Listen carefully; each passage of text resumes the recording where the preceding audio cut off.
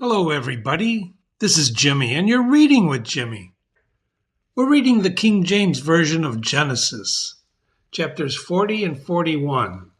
And remember, we're reading it as mythology, as a story, not as gospel. And there's a reason for that, which if you've been reading all these chapters with me, you already know what I'm talking about. Let's begin. Let me raise this a little bit. Okay, here we go. And it came to pass, after these things, that the butler of the king of Egypt and his baker had offended the lord of the king of Egypt. And Pharaoh was wroth against those two of his officers, and against the chief of the butlers, and against the chief of the bakers. And so he put them in ward in the house of the captain of the guard, and into the prison, the place where Joseph was bound. If you remember in the last chapters, he was thrown in prison. And the captain of the guard charged Joseph with them, and he served them, and they continued a season in the ward. And they dreamed a dream, both of them, each man his dream in one night, and each man according to the interpretation of his dream, the butler and the baker of the king of Egypt, which were bound in prison. And Joseph came in unto them in the morning, and looked upon them, and behold, they were sad. And he asked Pharaoh's officers that were with him in the ward of his lord's house, saying, Wherefore look ye so sadly today? And they said unto him, We have dreamed a dream, and there is no interpreter of it. And so Joseph said unto them, Do not interpretations belong to God? Tell me them, I pray you. And so the chief butler told his dream to Joseph and said to him, remember, it's the chief butler talking, In my dream, behold, there was a vine before me, and in the vine were 3 branches, and it was as though it budded, and her blossoms shot forth, and the clusters thereof brought forth ripe grapes. And Pharaoh's cup was in my hand, and I took those grapes, and I pressed them into Pharaoh's cup, and I gave the cup into Pharaoh's hand. Joseph said to him, This is the interpretation of the dream. The 3 branches are 3 days, and yet within 3 days shall Pharaoh lift up thine head, and restore thee unto thy place, and thou shalt deliver Pharaoh's cup into his hand, after the former manner when thou wast his butler. But think on me when it shall be well with thee, and show kindness, I pray thee, unto me, and make mention of me unto Pharaoh, and bring me out of this house. For indeed, I was stolen away out of the land of the Hebrews, and here also have I done nothing, that they should put me in the dungeon. And so when the chief baker saw that the interpretation was good, and he said to Joseph, I also had in my dream, and behold. So now the chief, baker is talking, not the butler. And the baker says, I had 3 white baskets on my head, and the uppermost basket there was the manner of baked meats for the Pharaoh. The birds did eat them out of the basket upon my head. Joseph answered and said, This is the interpretation thereof. Those 3 baskets are 3 days, and yet within 3 days Pharaoh will lift up thy head from off of thee, and shall hang thee on a tree, and the birds shall eat thy flesh from off of thee. Whoa. And it came to pass the 3rd day, which was Pharaoh's birthday, and he made a feast unto all of the servants, and he lifted up the head of the chief butler and the chief baker among his servants, and he restored the chief butler unto his butlership again, and he gave the cup into Pharaoh's hand. But Pharaoh hanged the chief baker, as Joseph had interpreted to them. But the chief butler did not remember Joseph. He forgot him. Chapter 41. And it came to pass at the end of 2 full years, Pharaoh dreamed, and behold, Pharaoh stood by the river, and behold, there came up out of the river 7 well-favored, keen, and flat-fleshed, and they fed in the meadow. And behold, 7 other kind came up, and them out of the river ill-favored and lean-fleshed. And they stood by the other keen upon the brink of the river. And all the ill-favored and lean-fleshed kind did eat up the 7 well-favored fat kind. And then Pharaoh awoke. He slept and dreamed a second time, and behold, there were 7 ears of corn that came up upon one stalk, rank and good. And behold, 7 thin ears, and blasted within the east wind sprung up after them. And the 7 thin ears devoured the 7 rank and full ears. Pharaoh awoke, and behold, it was a dream. And it came to pass in the morning that his spirit was troubled. And he sent and called all the magicians of Egypt, and all the wise men thereof. And Pharaoh told them about his dreams. But there was none that could interpret them unto Pharaoh.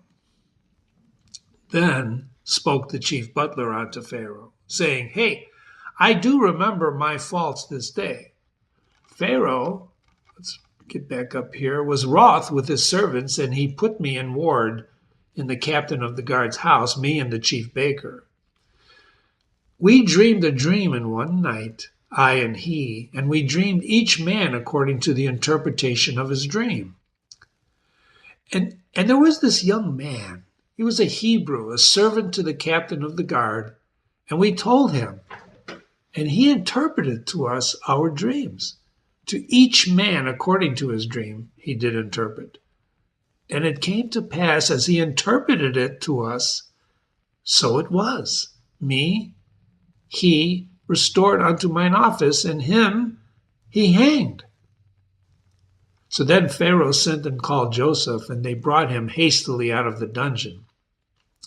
He shaved himself, changed his raiment, and came unto Pharaoh. And Pharaoh said unto Joseph, I have dreamed a dream, and there is none that can interpret it. And I've heard it said that thou understandest dream, and to interpret it. Joseph answered the Pharaoh, saying, It's not in me. God shall give Pharaoh an answer of peace. And so Pharaoh said unto Joseph, In my dream, behold, I stood on the bank of a river, and behold, there came out of the river 7 kind, flat-fleshed, well-favored, and they fed on the meadow. And behold, 7 other keen came up after them, and they were poor and ill-flavored and lean-fleshed, and such as I never saw in the land of Egypt for badness.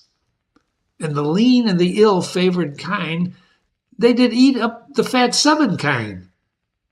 And when they had eaten them up, it could not be known that they had eaten them, but they were still ill-favored, like in the beginning. So I awoke.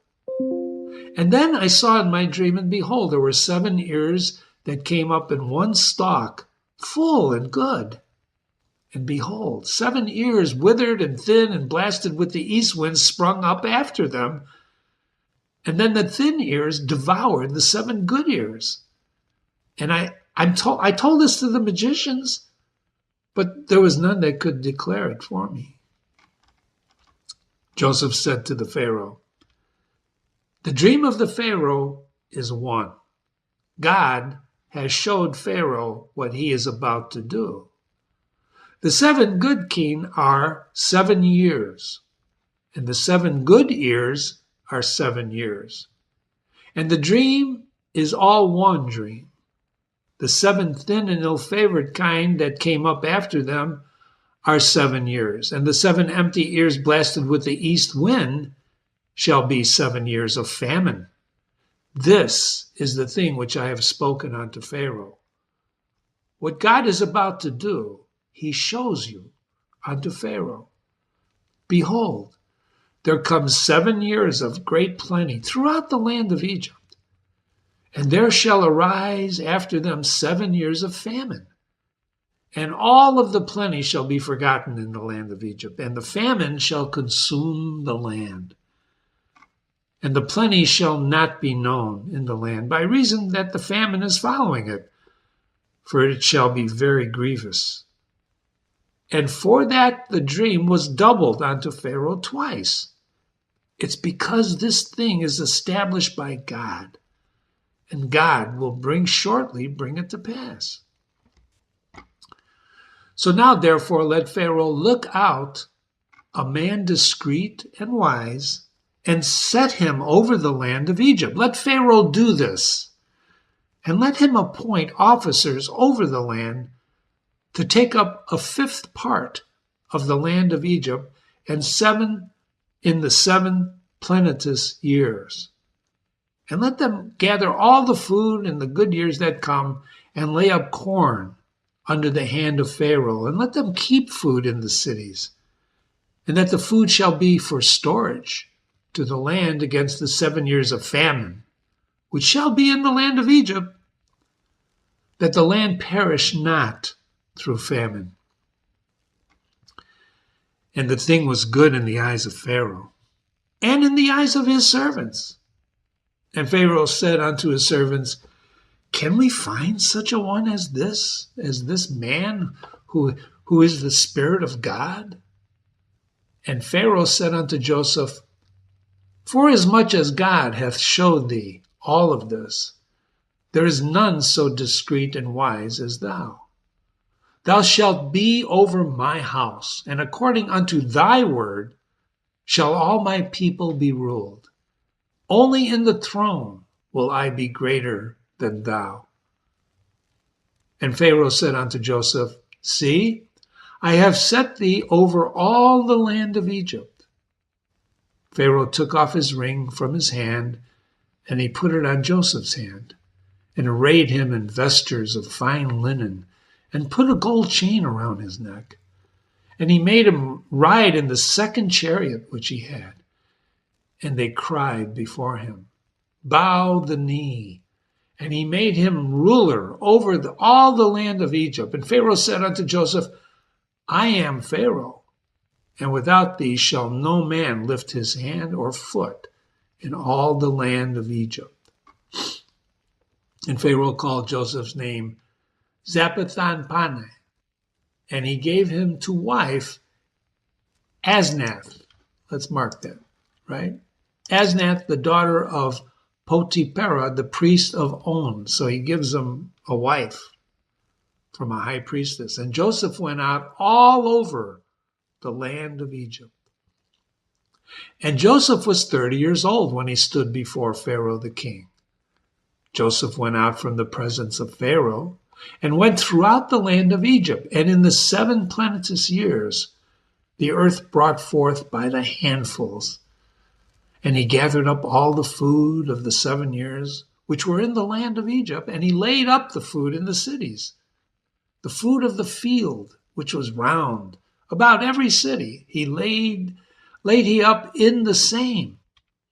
And Joseph gathered corn as the sand of the sea, very much, until he left numbering, for it was without number. And unto Joseph were born 2 sons before the years of famine came, which Asnath, the daughter of the Potiphera priest of On, bore him.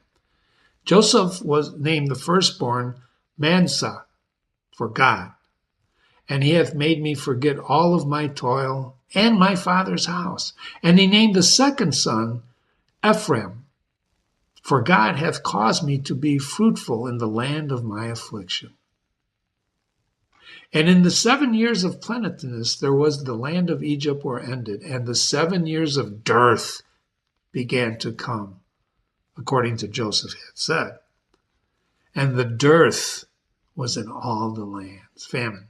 And in all the land of Egypt there was bread. And then all the land of Egypt was famished, and the people cried to Pharaoh for bread, give us bread. And Pharaoh said unto all the Egyptians, Go to Joseph. What he has set you to do, do. and the famine was all over the face of the earth. And Joseph opened up the storehouses and sold unto the Egyptians. And the famine waxed sore in the land of Egypt. And all the countries came into Egypt to Joseph to buy corn, because that the famine was so sore in all the lands. What a turnabout, huh, ladies and gentlemen? Learn more about the Bible by continuing to watch the readings. This was chapters 40 to 41 with yours truly, Jimmy.